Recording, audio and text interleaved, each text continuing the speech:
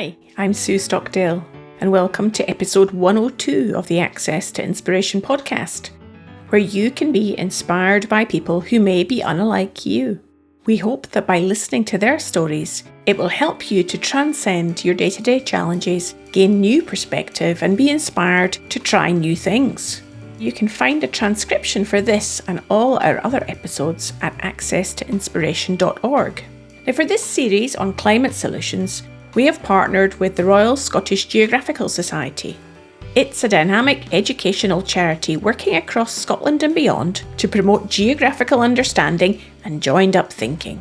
It was founded in 1884 and has developed several exciting projects to enhance your understanding about climate science. So keep listening and I'll tell you more about that later. You can become a member of the RSGS over at rsgs.org. Now, if you've never heard of the term ecocide before, then you will find out all about it in this episode. Jojo Mehta is co-founder and executive director of Stop Ecocide International, and she joined me to discuss their mission of advocating for the criminalisation of ecocide, or in other words, making mass destruction of nature a crime at the international level.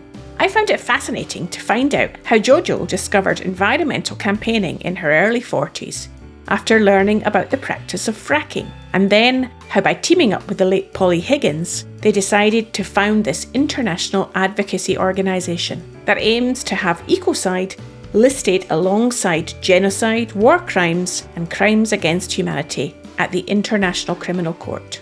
You'll hear lots of enthusiasm and passion as Jojo talks about the hard work that the team around the world have put in to make progress in this area. Welcome to the podcast, Jojo. It's great to speak to you this afternoon. Oh, thank you for having me. Now, who are you and what do you do? I guess my title is co-founder and executive director of Stop Ecocide International. And in a nutshell, we're an international advocacy organisation working on a very, very specific thing, which is effectively advocating for the criminalisation of ecocide, or the worst harms to nature. In other words, making mass destruction of nature a crime at the international level.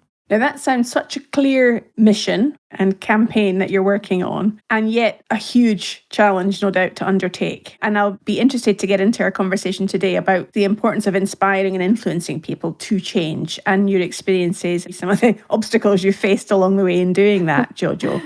And maybe we could start right at the beginning. When you were a youngster, did you wake up and suddenly think that's what I want to do? Or how did this come about in the first place? Well, I think the sort of thread of care for the earth and care for nature was there from when I was a child. My mother is a singer and a songwriter, and her deep inspiration has always been the earth and the seasons. And so I guess perhaps subconsciously that was always a thread for me. But I actually had a sort of fairly meandering kind of career. I wouldn't even necessarily call it a career. I spent my 20s in travel, my 30s in manufacturing and design. I came to environmental campaigning actually in my early 40s, partly as a result of discovering about the practice of fracking, which absolutely shocked me when I read about it and actually sort of got me out of my armchair where I was, sending off petitions and the odd letter to MPs and moved into more of a sort of boots on the ground, doing the research, giving the talks, all of that. And that is actually ultimately what led me to meet Polly Higgins, who was already working on criminalising ecocide. Thinking back then to where you were in your life at that time, could you imagine yourself as a campaigner?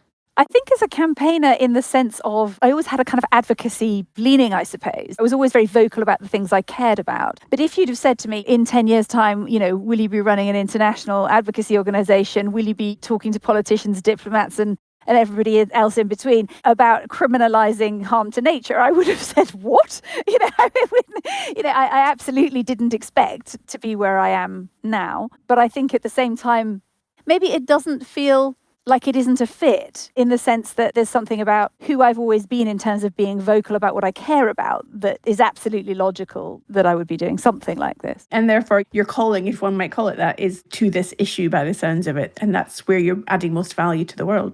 I feel so, yes. And actually, there have been many times in, as I say, my sort of rather meandering path where I've thought, well, okay, this is fine what I'm doing and I can do it and maybe I can do it well, but is it really what I'm passionate about? And I think that when I started working with Polly and working on this issue, I think I finally felt at home in what I was doing. I felt like all the skills I'd accumulated were finally all being put to the right use. Does that make sense? Yes, so absolutely. Now, I know sadly that Polly passed away a few years ago, and I'm imagining between the two of you, there was a powerful combination of skills and experience. Take part of that half away and you're left with what you were bringing. How did you cope with that? And therefore, how did you then adapt? I think that's an excellent question.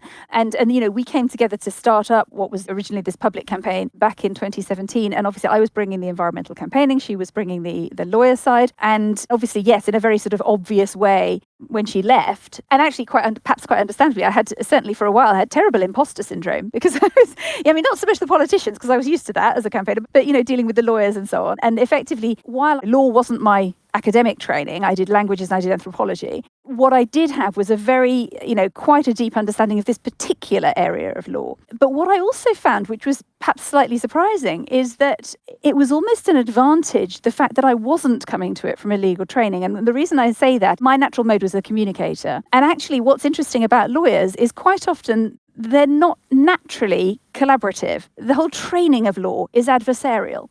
And it also is quite kind of, maybe boxed in is a bit harsh, but effectively a lawyer will be trained in what they believe, the law is and how it can be used. And particularly barristers are used to very much a kind of adversarial context where they're kind of on their own. And so what was interesting was that when Polly became ill, we had a whole bunch of people saying, my God, what will happen if she goes? Will the work die with her? And what actually happened was the opposite, in the sense that people started getting in touch with me as their closest associate and saying, we really don't want this work to die. What can we do to help this continue? So actually, in reality, I was anything but on my own.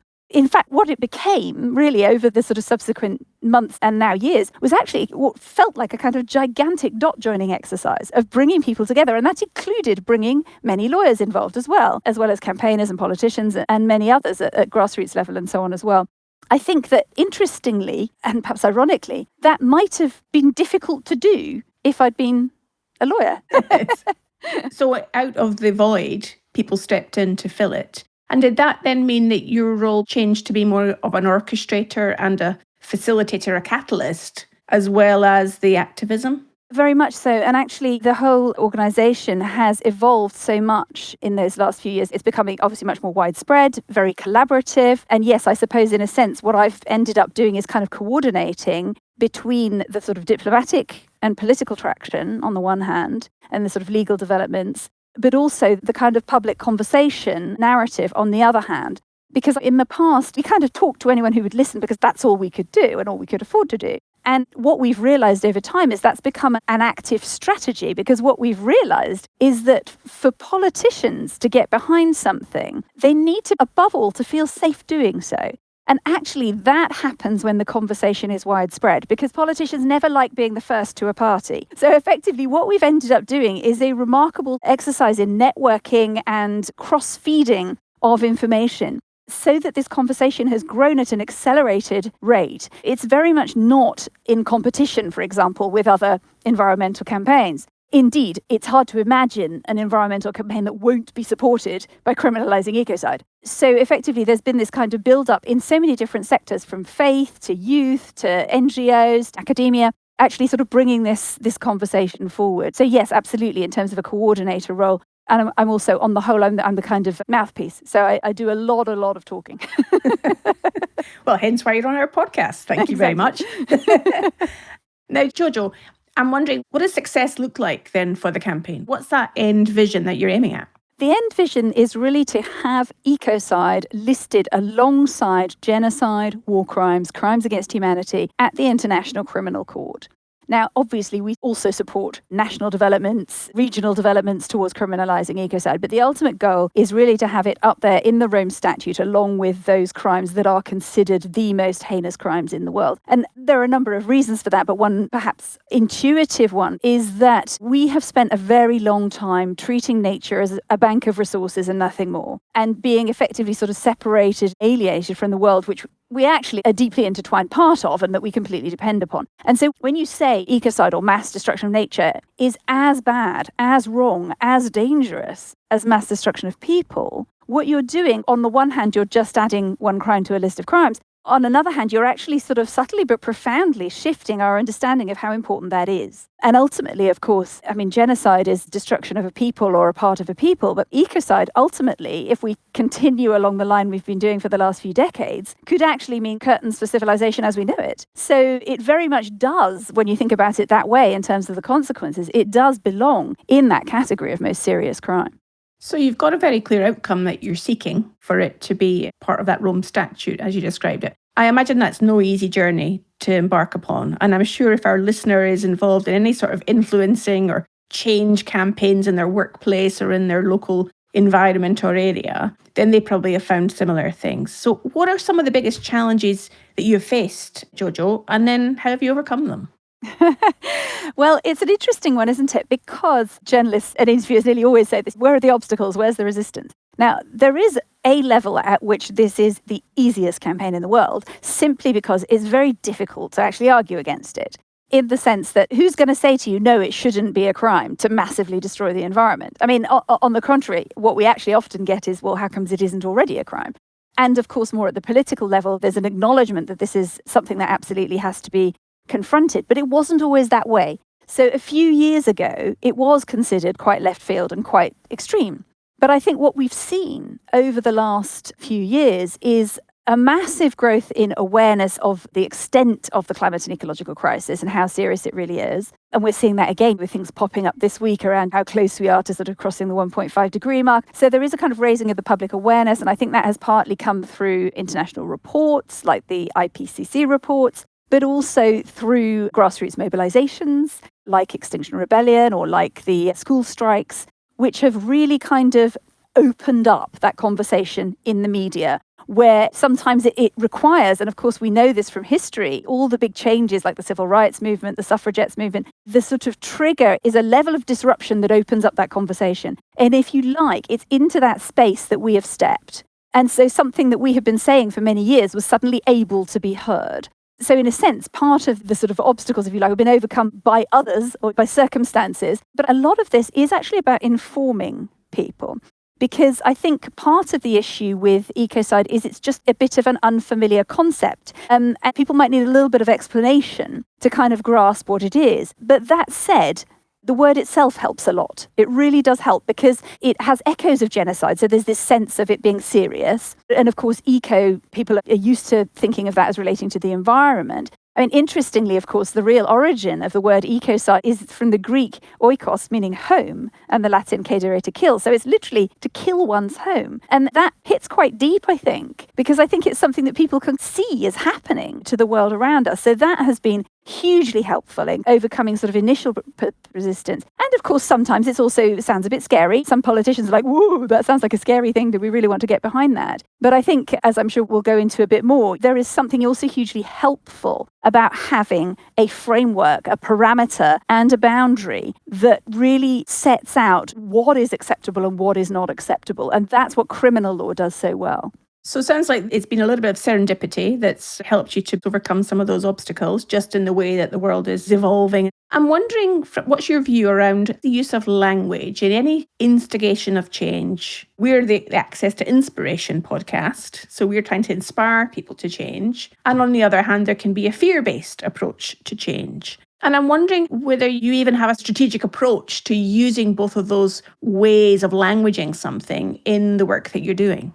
We absolutely do. And we are absolutely on the positive framing side of things, really strongly, because while obviously there are certain functions, and I would say that, for example, the climate activism movement and the grassroots has fallen more into the fear camp in terms of raising the alarm. And I understand that, and there's a place for it. But what I think is so important is that people need to see hope. I need to see the achievability of something positive. And that is one of the things that's so exciting about this particular initiative, if you like, is that it is so precise.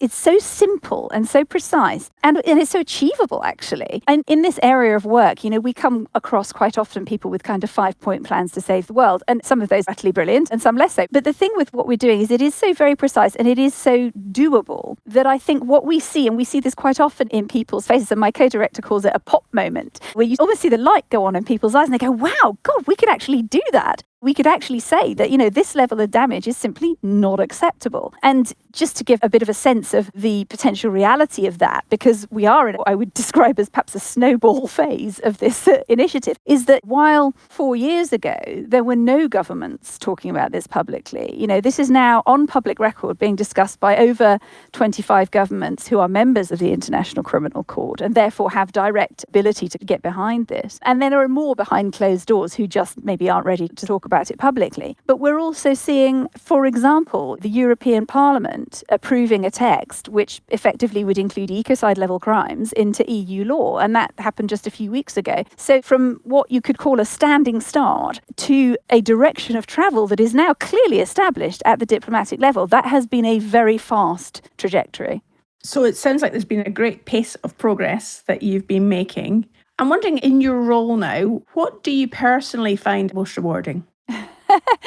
I have to say, what I love doing is finding the space of where to meet a given audience. Because one of the things that's so beautiful about this is that although it is so precise, almost kind of surgically precise, it also has this almost, I sometimes call it an acupunctural effect, in the sense that hitting a whole system by hitting a particular point. And of course, different groups that we speak to, different people that we speak to, relate to different aspects of that. So I might have a very different conversation, for example, with an Indigenous leader than I would with an industry decision maker. But actually, for all of those people, there is a very concrete positive effect of putting this law in place. And so that constant kind of challenge and sort of flexibility, versatility, I find that hugely, hugely enjoyable. And we also work with some amazing people. We now have a sizable team and we have groups in over 45 countries, associate groups or branches or so on. So that's amazing.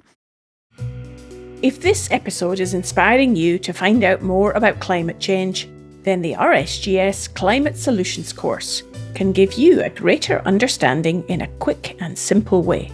It's been developed by leaders and experts in climate change from the Royal Scottish Geographical Society, the University of Strathclyde Business School and the Edinburgh Climate Change Institute, and it's endorsed by the Institute of Directors. In just 2 hours, you can learn about practical solutions that you can implement immediately to help tackle climate change, direct from world-leading experts. Head on over to climatesolutionsnetwork.com to find out more.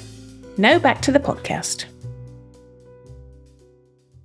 So if you were in the shoes of one of our listeners who may want to do something that creates a positive impact in this space in terms of sustainability, environment, climate change, and so on, they have ambition, but they're not quite sure where to start or how to move forwards.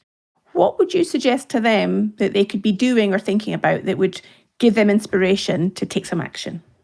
Absolutely. I think that the best way perhaps to identify what area that you want to apply your energy to is the thing that makes you annoyed, or I would say the thing that outrages you, because I don't know anyone that has got into making change in the world or activism in any way without it beginning in some form with outrage. That kind of, oh my God, that shouldn't be like that, or that's not fair, or, there'll be an area that does that. And that, for me, identifies the kind of area to work in. But that feeling is difficult to maintain. And of course, activists can burn out a lot. They're just fueled by anger, and that's not ultimately inspiring. That can be really, really exhausting. So the way that I see it, the other thing to look for is, what is it that you love doing? What is the thing that you really enjoy doing? Or the thing that if you asked your friend, what would you say I'm good at? Often it's the thing that you don't even realize yourself that you're completely natural at, that you just do effortlessly, but the people around you will know what that thing is, almost certainly if you don't. And so applying that to the area that has made you outraged, that for me is a fantastic recipe, because then effectively you're doing something that you do naturally or that you love, but you're doing it in an area where you can make a difference. And it could be anything. Activism doesn't have to be being on the street with a placard at all. It can be all sorts of different things. It could be something that's a literal creative thing in terms of arts and crafts. It could be a communicational thing. I don't know, you could be an accountant and you want to find somebody that needs your skills that actually is working in an area you care about. So there are so many different ways of approaching it, but I think it's that combination of what is the thing you're outraged about and what is the thing you love doing, and how do you put those together? That sounds like a great answer, Jojo, because it's probably one of the reasons we started up this podcast. You mentioned something that I would categorise as self-care in what you talked about there, is that you can burn out very quickly if your passion becomes too strong and you're overplaying your strength. So how do you, dare I say, relax, kick back have time off? Or is it kind of 24/7 full on and never a rest? It could easily be, but obviously that would be dangerous. So no, I do make space for certain things. I'm lucky enough to have a lovely garden, and I do every day get out in that garden barefoot, even if it's snowing, although that could be for a short moment if it is, just to earth and to reconnect with nature, because obviously that's very much what this is all about, and spend some time in nature, and obviously time with family as well. I try to make sure that there's at least one day a week when I'm not actually working. Occasionally that's difficult if there's a deadline to meet, but I usually try and keep either Saturday or Sunday completely work-free, just to give the whole brain a rest. And I have a lovely group of friends that I meet up with once a month, and it's just a chance to download and not be constantly caught up in the work environment, I guess. Well, it's good to know that you're practicing what you're preaching earlier on there, making sure that you do give yourself a break and not burn out. Now, you've talked about diplomats, and I'm sure you're also trying to influence those that are working in industry to support what you're working on here as well, because it can often be seen that they are the instigators of the crimes against the planet. If you were in the shoes of a senior leader in an organisation and you've got shareholders' requirements to meet and so on, what would you want to be doing differently to also take care of the needs of nature at the same time? I'll answer that by thinking about how we frame this for business decision makers, what we're doing, because it's not always what you would expect. Politicians, and particularly lawyers actually, end up often concentrating on how will this work when it's in place, who will get prosecuted, all of those kinds of things, the sort of technicalities of it. And of course that's important. But actually what's interesting is that those in the corporate world sometimes get one of the aspects of this that's really powerful much more easily, and that is this idea of framing. Because I think that what's happening in a lot of cases is a lot of corporate leaders actually don't know what to do in the context of the level of crisis that we're facing. It's really quite a massive thing. And how do we approach this? And of course you end up with people kind of feeling they need to sort of tick the boxes for ESG or for CSR or for, all these different acronyms and, be seen to be doing the right thing. But we also see issues where, for example, we've had, agricultural companies say to us that we don't necessarily tick all our regulatory boxes because we know nobody's checking and it's cheaper not to. And it's so actually having a framework within which to work. And the interesting thing about the definition of ecocide is it fits on the back of a business card because the core of it is so concise. And the brilliant thing about that is it allows those who know their sector to use it as a lens, and they can't help it. The thing is, if you know your area of business, that's exactly what you'll do. You'll look at that definition, which incidentally I'll read because it's very short. Ecocide means unlawful or wanton acts committed with knowledge that there's a substantial likelihood of severe and either widespread or long-term damage to the environment being caused by those acts. So although that's very established legal language, it's also very straightforward language. And so as an industry leader, I can be looking through that at what I do within my sector. And what will happen is I'll come up with a number of questions, quite specific questions, quite quickly. And actually that's gold dust, because that's part of the problem, is people not knowing what the questions are that they should be asking. So once they start asking those questions, what about the concrete we're using? What about the way we engineer this? And it'll vary by sector, but it takes it a bit deeper than paper versus plastic straws or electric vehicles in your fleet or things like that. It goes really more to the nitty-gritty of what does the whole chain of what I do, how does it respond to this? And actually, to sort of come back to your thought around shareholders and so on, it was very interesting. One of our advisory board gave a talk to an auditorium in Paris full of CEOs, and she got a standing ovation at the end of it. This was about ecocide law. And she literally had people coming up to her in tears of relief saying, when this comes in, I can go to my board and I can say, do you know what? We can't do things this way anymore because we're not allowed to. So we're going to have to find a healthier approach. And it was this sense that actually there are so many people in the business world who want to be doing the right thing, but who are disadvantaged by the fact that the frameworks aren't there. And the fact that what that means is that those who are leading in the sustainability area are disadvantaged because the finance continues to flow to the sort of old ways of doing things. And so putting this in place will create that kind of leveler for the playing field, as well as being able to sort of frame those questions that are so needed. So I think that's one of the real kind of positives, I think, in that context. No, that makes great sense, that the boundarying effect that you described earlier is so important. People know where the line is, where the edges are, what's in and what's not in. Exactly. And also it allows you to get creative. I spent 10 years as an entrepreneur, and there's nothing that spurs innovation better than having a clear set of parameters. If you know where you can't go or what you can't do, then you get very good at working out what you should do. So if I was to sneak into the office of your organisation and look on the whiteboard that's on the wall, or at least a visual there, is there a date when you want this to be completed by? That's an excellent question. And we think that it's highly possible that this law could be being adopted within 3 to 5 years, and certainly before 2030. And I think that there have been crimes added to the statute before. The crime of aggression has been added to the Rome statute before. And of course, it may be that regions like the EU actually get there first. Who knows? But I think there's a kind of positive sense that the urgency is there, the discussions are happening at the diplomatic level. And also, of course, that there is this kind of growing strength of civil society demand as well around this. And that is something that perhaps wasn't there at the time of the crime of aggression, and therefore it was perhaps more of a lonely mission to get that in place. But I think that with ecocide, there's such a sense of timeliness around it that we don't think it'll take that long. Of course, there are those who say, what do you mean, 3 to 5 years? We need it tomorrow. And yes, on one level, that's true. But actually, for industry to see it coming and therefore be able to make strategic positive change is actually really important. So we do want a time span, not too big of a one, because we don't have that kind of time, but at the same time, not so immediate that it terrifies people and makes them unable to act. You're just reminding me of the transition towards electric vehicles, for example. There needs to be time to put infrastructure in place and for people to then change their buying habits to be able to meet that particular ambition. Exactly so. And I think it's interesting with regard to buying habits, while we're on that subject, is that there can be a bit of a tendency, obviously aided very much by the corporate PR machine, to see people as consumers. We're not just consumers, we're also citizens, and we're given options by governments and by industry. And so an awful lot of people simply cannot afford to make ecological choices because the right frameworks are not in place at the highest level. So this actually has a way of being able to rebalance that to some extent, because it's not fair that the vast majority of the world can't decide to act ecologically. It should be the other way around. There's no getting away from the energy that you've got for this mission, Jojo. We have listeners in many countries, I think over 25 at the last analysis. If you were a listener not in the UK, for example, listening to this podcast, what would your call to action for them be if they were interested in what you'd been saying about the Stop Ecocide campaign? Firstly, I would be hoping that they'd been able to follow me because I know I talk quite fast.